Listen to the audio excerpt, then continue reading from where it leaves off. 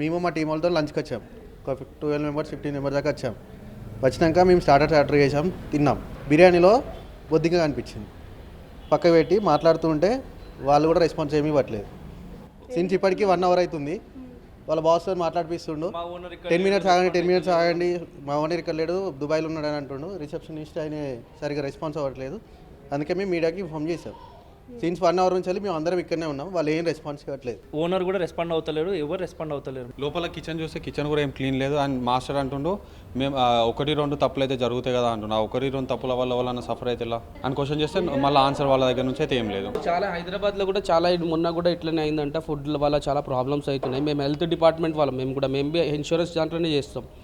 అంటే ఐసిఐసి లోంబాడ్ మాది team meeting ఉండే, వచ్చాం. తిన్నప్పుడు మా వాళ్ళు చూసిండు, నా ప్లేట్లోనే వచ్చింది. సో ఇన్ఫార్మ్ చేస్తే మళ్ళీ రెస్పాన్స్ అయితే ఏం లేదు వాళ్ళ దగ్గర నుంచి. రేపటి రోజున ఏమైనా అయితే ఏంది అంటే ఓనర్ రెస్పాండ్ అవుతలేరు.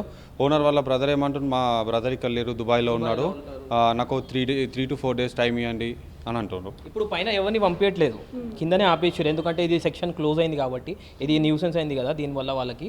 అందరము ఇక్కడ ఫుడ్ ఏదో టీమ్ లంచ్ చేసుకోవడామని ఇక్కడికి వచ్చాం. We trust every hotel, but this kind of thing అయితే రేపు అతను తింటాడు, అతనికి ఏమైనా జరిగితే రైట్. అది ఇక్కడ రోడ్ నెంబర్ 3లో ఉన్నటువంటి బిర్యానీ వాళ్ళలో ఇక్కడ బిర్యానీ ఆర్డర్ చేసినటువంటి ఒక కస్టమర్ ప్లేట్లో ఈ తరహాలో బొద్దింక రావడంతో ప్రశ్నించేందుకు హోటల్ స్టాఫ్ని పిలిచారు. కానీ హోటల్ స్టాఫ్ ఇప్పటివరకు రెస్పాన్స్ ఇవ్వట్లేదు. ఖచ్చితంగా దీని మీద యాక్షన్ తీసుకోవాల్సిందే.